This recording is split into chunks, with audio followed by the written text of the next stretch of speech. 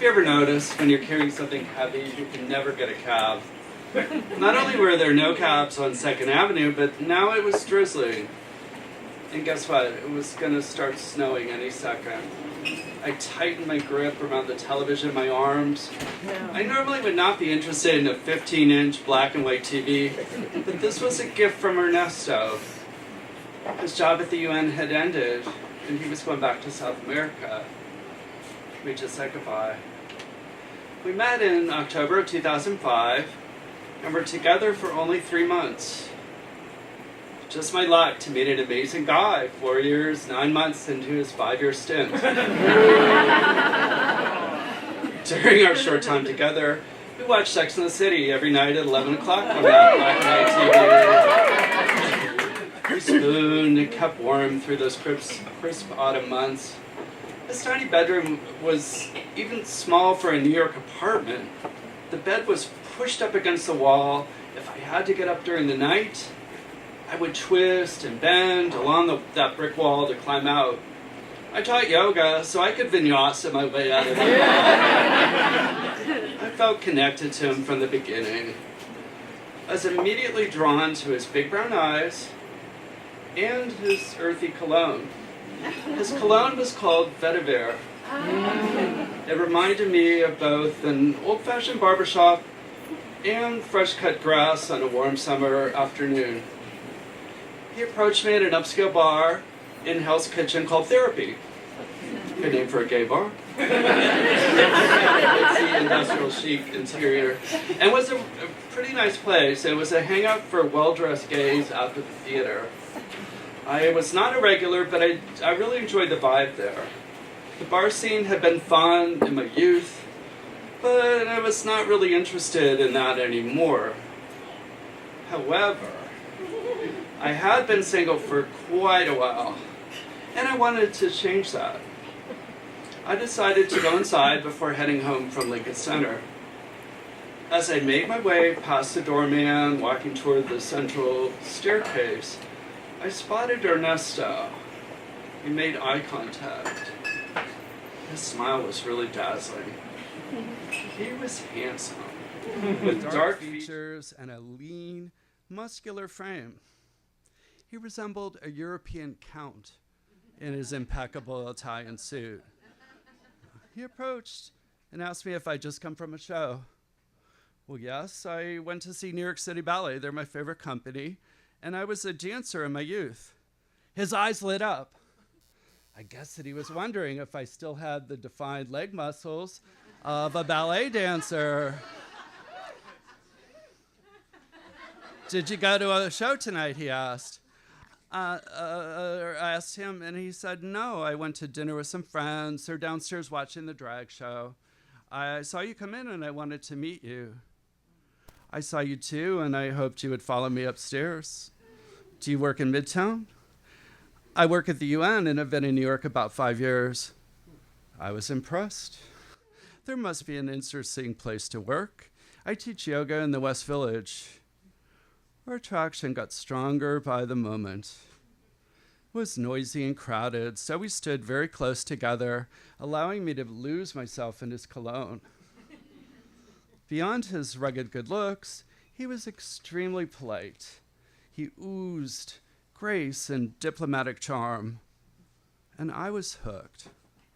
Pretty much fell in love with him and his sexy Spanish accent that first night, especially when he said my name, Bill.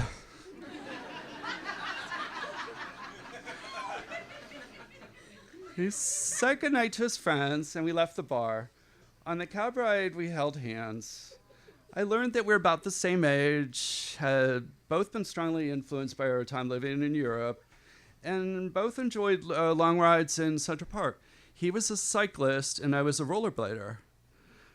His eyes lit up again when I described my workouts in the rollerblading. I used to skate around Central Park about 3 times the loop, which is 17 and a half miles. Yeah. Obviously, my legs were quite strong. I later learned that he was, in fact, a leg man. I guessed as much when he placed his hand on my thigh and caressed my quads. The anticipation on that cab ride became more intense with each passing block. As we approached his building, he told me that he would be leaving New York in December. Whoa, I was devastated. What a cruel twist of fate. He would be gone for good in just a couple of months. We exited the cab and climbed the stairs to the third-floor apartment. I felt conflicted. Should I open my heart with our parting already on the horizon? I decided to live in the moment and just have a good time. December was still weeks away.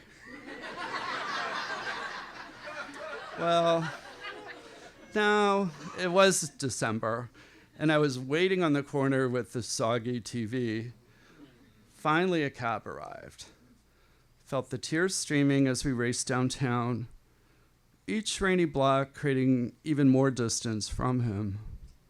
I wiped the tears from my cheeks, and I reached inside my coat for a bottle of cologne that he had just given me as a memento. I sprayed some on my wrist. If I ever need to cry in queue, all it would take is a whiff of Vetiver. For the next few months, I fell asleep alone watching Sex and the City, feeling the loss of love and what could have been. I lived around the corner from Carrie's brownstone on Perry Street. Every time I walked past those steps, I thought about him. The Vetiver cologne, which I used daily, was also a bittersweet reminder.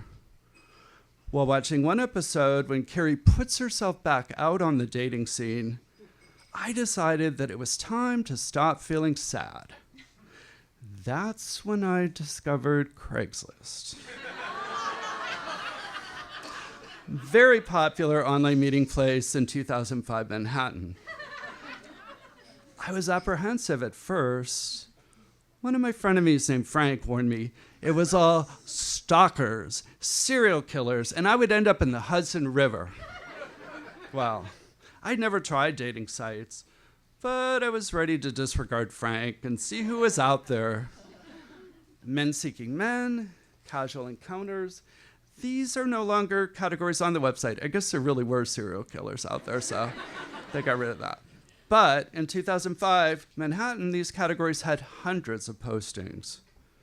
For a week, I read the Craigslist ads on my Dell computer, and I tried to clarify what I really wanted. I only had words and maybe a picture to help me decide which ads to respond to. I had no digital camera, so my replies were only written. My vocabulary had to be mostly true, while also enticing. Using provocative adjectives to describe myself was difficult at first, but writing these replies helped me see myself in a new light. Gay white male, muscular, masculine, hairy, tactile, sensual, and athletically inclined. Looking for erotic adventures, and possibly more. Interested?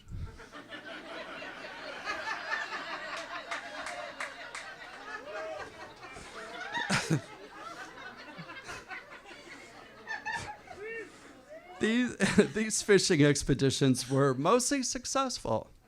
I no longer felt lonely and sad. I even managed to meet one guy who became a regular.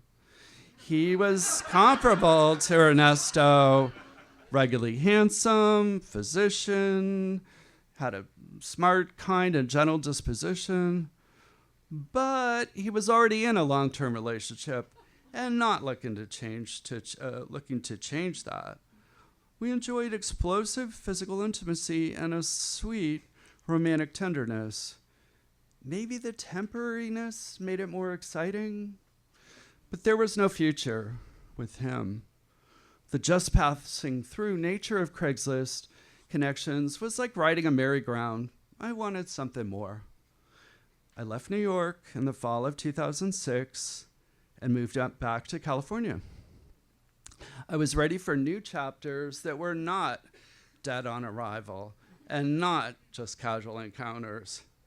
I don't regret my time with Ernesto or exploring Craigslist. Frank told me that I was foolish to get involved with men that were not available. Well, I grew through these experiences. and I was wiser and more in touch with my turn-ons and my turn-offs. I came to realize that there were contradictions in my life. I was ready to move from a hedonistic lifestyle to a more lasting connection. I'm happy to report that I've long ago outgrown both online dating and Sex in the City. For the past 16 years, I've been in a relationship with Joe.